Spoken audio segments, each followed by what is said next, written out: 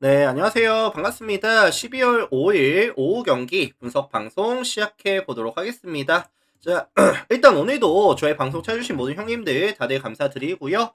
유튜브로 보시는 분들은 뭐 아직까지 구독, 좋아요 안 하신 분들 계시면은 구독 한번, 좋아요 한 번씩만 눌러주시면 감사드리도록 하겠습니다.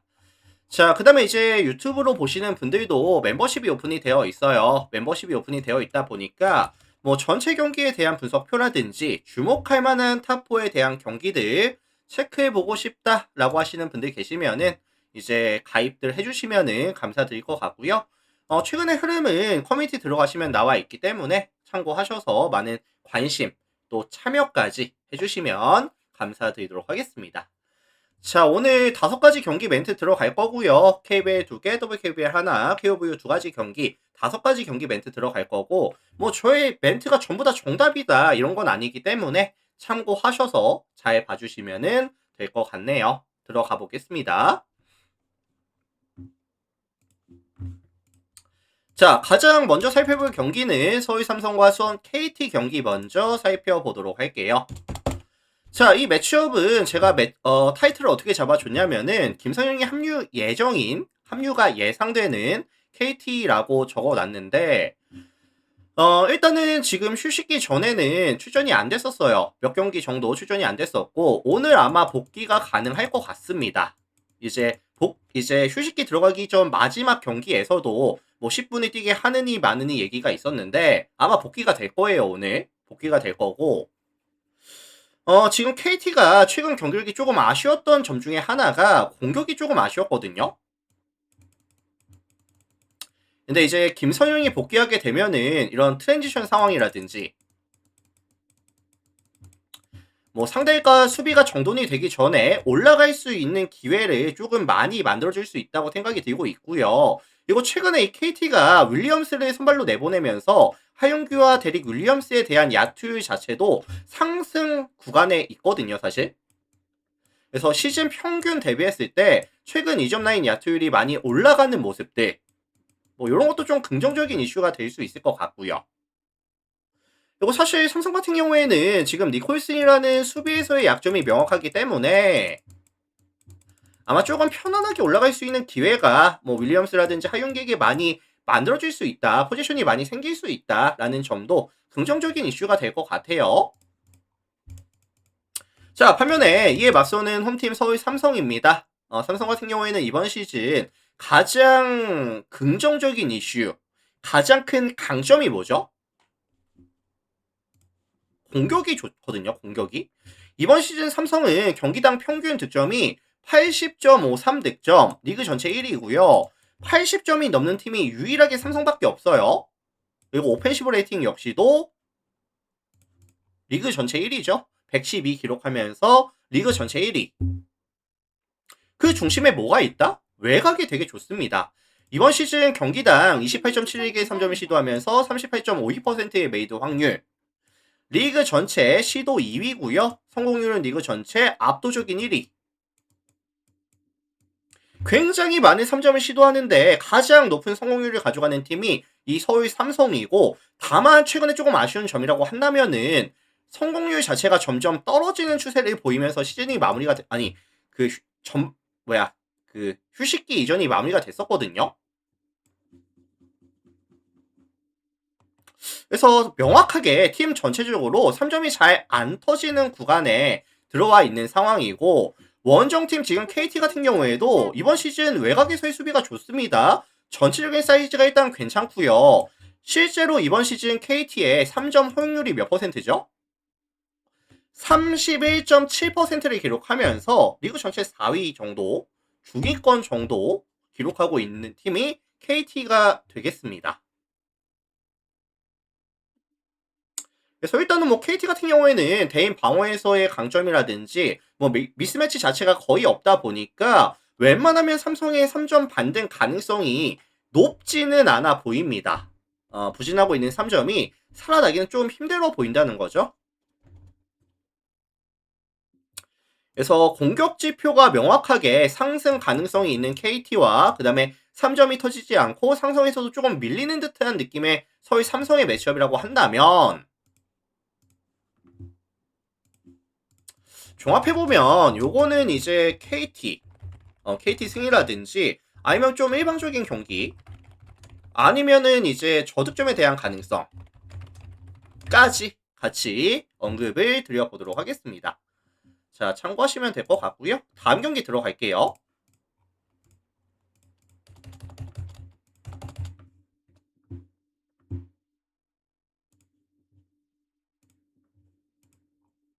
자, 소노랑 SK 경기 살펴보겠습니다. 소노 SK. 자, 이 매치업은 사실 두 팀 다 최근 이제 흐름이 나쁘지 않았었어요. 최근 5게임에서 이제 소노가 이제 4승 1패였죠. 그리고 SK가 최근 5게임에서 역시나 4승 1패. 흐름들이 괜찮았는데 홈팀 소노 같은 경우에는 사실 가장 인상적인 부분이 이런 이재도가 지금 빠져있고 김진유가 빠져있는 구간인데 그럼에도 불구하고 시즌 평균 대비했을 때 평균 득점이 굉장히 많이 올라와 있거든요.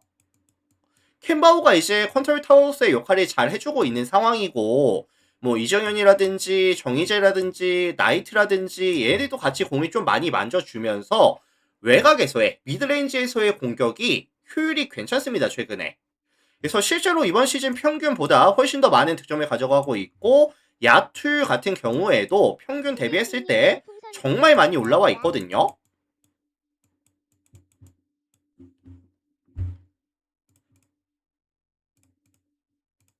그래서 사실 저는 이재도가 있었을 때보다 김준일가 있었을 때보다 최근에 흐름이 너무 좋아요. 특히나 이 캔바오가 역할을 되게 잘해줍니다. 뭐 에이패스 날려준다든지 아니면은 이제 세컨 찬스 잡아서 이제 킥아웃 패스 나가는 이런 퀄리티가 최근에 굉장히 좋아요. 그래서 뭐 전체적으로 팀 성공률이 올라가는 좀 선순환에 들어와 있다라고 말씀을 드리고 싶고요. 이거 반대로 SK 같은 경우에도 앞선에서의 수비를 굉장히 타이트하게 가져가는 팀은 아니거든요. 그리고 사실 뭐 1번이라든지 2번에 대한 약간 사이즈에 대한 아쉬움도 조금 있고요. 그래서 순수하게 화력이 터져주는 구간에 쏘노라고 한다면은 저는 사실 SK가 이거를 막아내기가 조금 쉽지 않을 거라고 생각을 합니다. 소노에 대한 득점 기대치는 조금 높게 설정을 가져갈게요. 자, 반면에 이에 맞서는 원정팀 SK 볼게요. SK 같은 경우에도 직접 모비스 전에서 원희가 26득점, 안영준이 17득점, 김낙현이도 11득점, 뭐 각각 50% 이상, 뭐 60%까지 성공률이 나와줬었는데 뭐 확실하게 원투 쓰리 펀치의 화력은 괜찮아요. 원희, 안영준, 그 다음에 이제 뭐 김낙현까지 원투 쓰리 펀치는 확실히 나쁘지가 않은데 특히나 이 SK가 공격에서의 강점이 뭐냐면은 2대1 게임 아니면 이 세트 오펜스에서의 성공률이 굉장히 높습니다. 그리고 이 소노 같은 경우에는 사실 2점 라인 수비가 좀 약하거든요. 뭐 이제 뭐 커버할 수 있는 범위도 넓은 편이 아니고 뭐 컨택 능력이 좋은 것도 아니고 실제로 이번 시즌 소노의 2점 허용률은 52.7%. 리그 10개 팀 중에 꼴찌죠. 전체 꼴찌입니다. 다만 이 SK 같은 경우에도 홈과 원정에서의 기복은 분명히 있어요. 홈에서 훨씬 더 잘하고 원정에서는 사실 득점력이 떨어지고 실점률이 올라가고 실책률이 올라가는 이런 아쉬움이 조금 있기 때문에 접전 다득점에 대한 가능성이 좀 보여지고 있기는 한데 소노가 3점이 터지고 SK가 2점이 터지면서 좀 따라가 줄 수 있는 뭐 소노 플랜이나 아니면 뭐 역배에 대한 가능성이나 아니면 다득점에 대한 가능성 아니면 뭐 5점 차 이내 승부 뭐 요런 가능성까지 전부 다 보이거든요. 그래서 참고해 주시면 될 것 같습니다. 참고해 주시면 될 것 같고 뭐 소노 플랜 역배 5점 차 승부 그 다음에 오버 가능성까지 참고하시면 될 것 같네요. 자, KBL은 다 봤고요. WKBL로 넘어가겠습니다. WKBL, 우리은행, 하나은행. 자, 이 매치업은 이제 뭐 팩트만 말씀드릴게요. 1승 4패를 기록하고 있는 꼴찌 우리은행과 4승 1패를 기록하고 있는 공동 1위 하나은행의 매치업인데, 와, 사실 뭐 홈 우리은행이 원정 하나은행을 상대로 역배를 받는 날이 온 것 같죠? 역배를 받는 날이 온 것 같은데, 자, 홈팀 우리은행 같은 경우에는 지금 좀 여러 가지 문제점을 보이고 있습니다. 강점과 약점이 명확한데, 강점은 사실 2점 라인에서의 수비가 좋아요. 이제 뭐 빠른 로테이션 가져가면서 컨택 능력도 괜찮고, 그 다음에 이제 2점 라인에서의 야투 시도와 2점 라인에서의 성공률 자체를 굉장히 잘 억제해주고 있습니다. 그래서 평균 실점이 지금 60점, 67점, 뭐 나쁘지 않거든요. 다만 공격에서에 대한 지표가 너무 안 좋아요. 경기당 득점이 54.8득점씩을 기록하면서 리그 전체 몇 위? 꼴찌.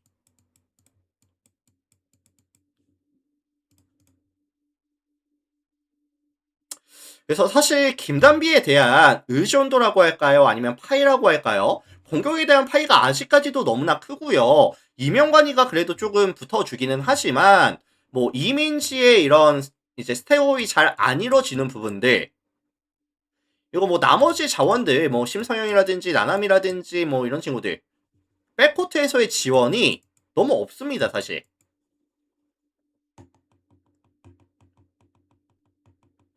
결국에는 우리 은행은 수비로 답을 찾아야 돼요. 수비로 답을 찾아야 되는 상황이고, 조금 공격에 있어서는 반등이 필요합니다. 이민지 스텝업도 필요하고 백코트 자원들도 조금 이제 3점이 좀 터져줘야 돼요. 3점이 지금 19.42%. 말이 안 되거든요, 이거. 자, 반면에 원정팀 보겠습니다. 원정팀 하나은행이고요.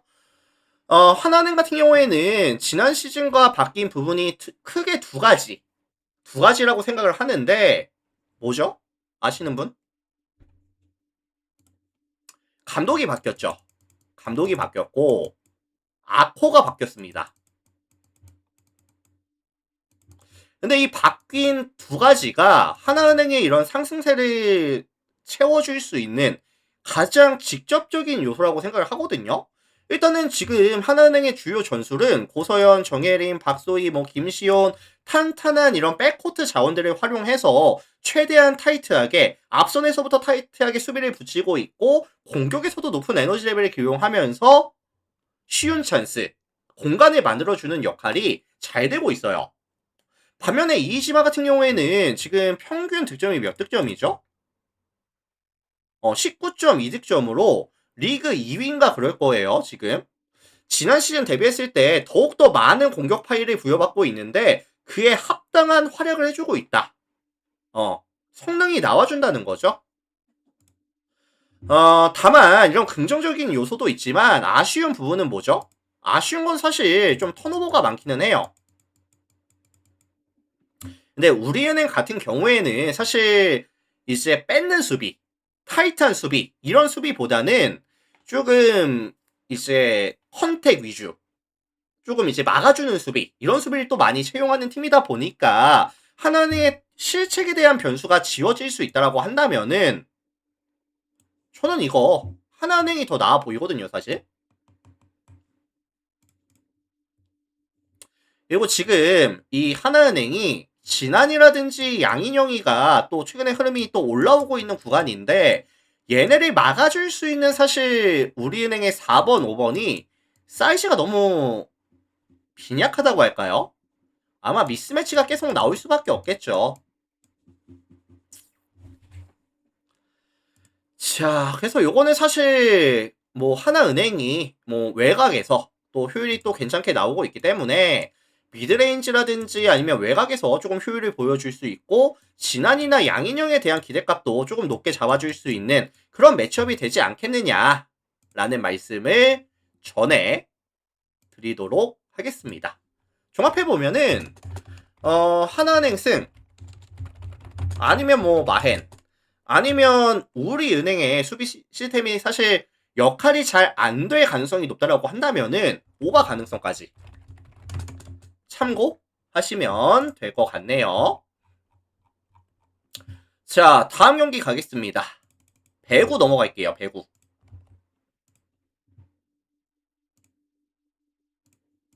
배구 갈게요. 배구.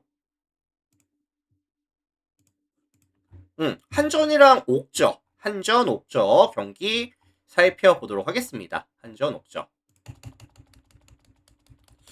자, 이 매치업은 딱 보니까 좀 쉽지가 않아요. 쉽지가 않은 것 같은데 홈팀 한전 같은 경우에는 최근에 팀 성적이 나쁘지는 않지만 사실 배논에 대한 이런 기대값 자체가 점점 떨어지고 있다라는 점이 조금 많이 아쉽거든요. 일단 직전 손보전에서도 19득점을 가져가는 동안에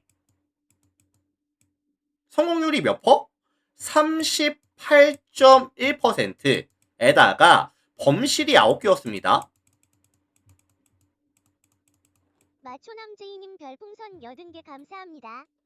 자, 그래서 어쨌든 뭐 최근에 성공률도 많이 떨어져 있는 구간에다가 범실도 또 많이 나오고 있고 직전 경기뿐만이 아니라 최근 흐름이 안 좋아요.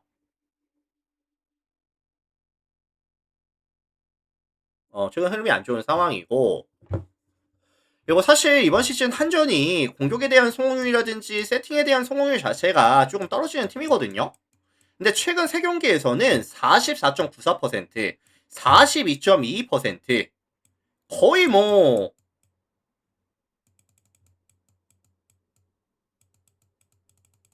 흐름 좋은 KOVU 여자부 정도 퍼센테이지까지 내려와 있다고 보거든요, 지금.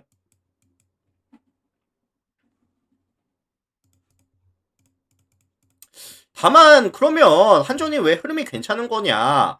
일단은 뭐 수비 쪽에서의 지표는 괜찮아요. 지금 수비 쪽에서의 지표가 블로킹에 대한 이런 성공률 자체가 많이 올라와 있고요. 그 다음에 뭐 디그라든지 뭐 이런 리시브라든지 뭐 이런 부분들 요건 또 나쁘진 않거든요. 자, 반면에 원정팀 보겠습니다. 옥저. 옥저 같은 경우에는 최근 긍정적인 요소가 디미도 지금 올라오고 있기는 해요. 올라오고 있는 상황인데 정광인이라든지 특히나 차지원에 대한 효율이 정말 좋습니다. 일단은 차지원이가 이번 시즌 성공률이 58%. 미친 수치죠? 뭐 이제 정광인이 같은 경우에도 54%. 그리고 얘네는 일단은 뭐 박창성이라든지 오데이라든지 이런 뭐 좀 고른 득점 분포, 약간 공격의 다양성을 일단은 줬고요. 그 다음에 뭐 이민규까지도 사실 다이렉트로 때리는 비율이 굉장히 높은 편이거든요. 그래서 실제로 이번 시즌 뭐 나쁘지 않은 성공률과 세팅률, 그 다음에 리시브를 보여주고 있는 상황인데 최근 3경기에서는 55.26%까지 뭐 세팅도 그렇고 리시브도 그렇고 안정감이 드는 구간. 사실 한전 대비했을 때 성공률 차이가 10%가 넘게 차이가 지금 나고 있거든요. 성공률이.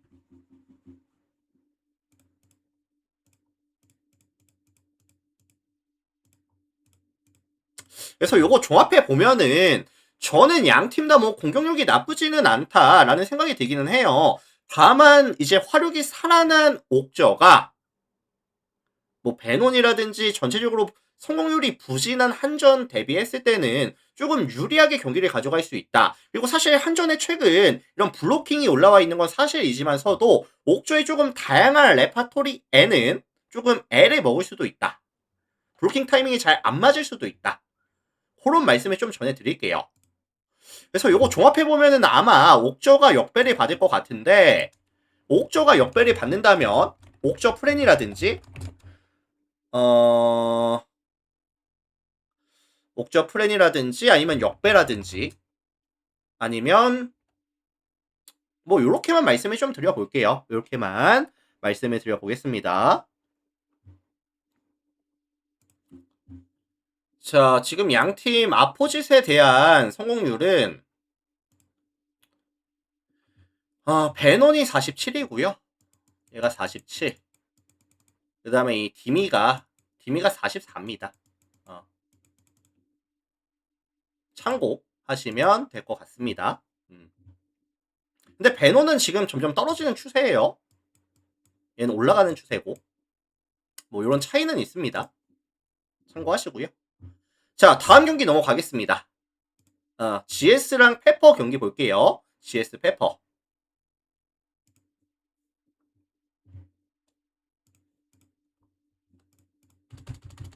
자, 이 매치업은 제가 타이틀을 뭐로 잡았죠?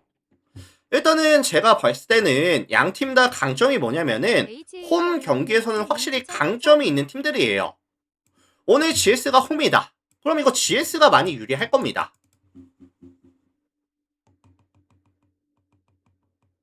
자, 원정팀 페퍼 같은 경우에는 지금 뭐 흐름이 좋진 않아요. 3연패까지 연패 구간이 조금 길어지고 있는 상황이고, 뭐 시즌 평균 이런 공격 성공률과 세팅에 대한 성공률 대비했을 때 이런 부분들이 지금 떨어지고 있는 추세. 여전히 조이는 위협적이기는 하지만 반대쪽 날개에 대해서 뭐 이런 브로킹 라인들이 사실 효율이 잘 나오고 있진 않아요. 그러니까 조이는 괜찮은데 나머지 자원들이 좀 부진하고 있다. 그리고 이 페퍼 같은 경우에는 사실 원정 게임을 넘어갔을 때 전체적인 공수 밸런스가 무너지는 모습도 많이 나오고 있고요. 사실 범실에 대한 비율이 정말 많이 올라가거든요. 원정에서. 그래서 뭐 조이라는 확실한 카드가 있기는 하지만 원정 리스크를 감안해 봤을 때 오늘 GS 원정에 가서 쉽지 않은 경기가 될 가능성이 높다. 게다가 이번 시즌 이 페퍼의 또 하나의 문제는 뭐냐면은 리시브에 대한 불안감이거든요. 근데 이제 GS 같은 경우에 또 서브가 괜찮습니다. 뭐 실버부터 시작을 해서 뭐 유선이도 서브 나쁘지 않고 뭐 서브가 괜찮기 때문에 이게 또 변수가 될 수 있다고 봐요. 리시브도. 자, 반면에 홈팀 GS 보겠습니다. GS 같은 경우에는 일단은 조이보다 더 뛰어난 실바라는 확실한 포지션이 존재하고요. 뭐 최근에 이제 안혜진에 대한 토스의 밸류라고 할까요? 토스의 질이 저는 많이 올라왔다고 봐요. 최근에 안혜진의 경기력이 되게 좋거든요. 심지어 리시브 효율은 리그 전체 1위에다가 최근 3경기에서는 45.74%까지 올라와 있는 구간이고, 그리고 이제 홈에서 경기를 가져갔을 때는 실책률은 떨어지고 서브에 대한 강도라든지 정확도는 또 올라가는 팀이다 보니까 홈에서의 이점, 상성에서도 나쁘지 않은 매치업이라고 한다면은 GS가 승리 가져가면서 일방적인 경기 아니면은 뭐 저득점에 대한 가능성까지도 존재할 것이다 라는 말씀을 전해 드릴 수 있도록 하겠습니다. 그래서 요거는 뭐 종합해 보면은 GS 승, 뭐 마헨, 뭐 언더 가능성까지 같이 언급을 드려보도록 할게요. 참고하시면 될 것 같고. 자, 오늘 제가 준비한 총 5가지 경기 멘트 다 같이 진행해 봤고요. 일단은 뭐 오늘 저의 분석 멘트가 도움이 됐다든지 잘 들었습니다 라고 하시는 분들은 나가시기 전에 구독 한번, 좋아요 한번 눌러주시면 또 저에게 큰 힘이 됩니다. 한 번씩만 눌러주시면 감사드릴 것 같고요. 그리고 멤버십이 오픈이 되어 있기 때문에 멤버십 필요하신 분들은 전체 경기에 대한 분석표 아니면 주목할 만한 탑4에 대한 경기들 체크해보고 싶다. 많이들 가입들 해주시면 감사드리겠습니다. 선화사랑님 추천 감사합니다. 자, 일단 유튜브 형님들 먼저 인사드릴게요. 오늘도 많이들 봐주셔서 감사합니다. 마무리할게요.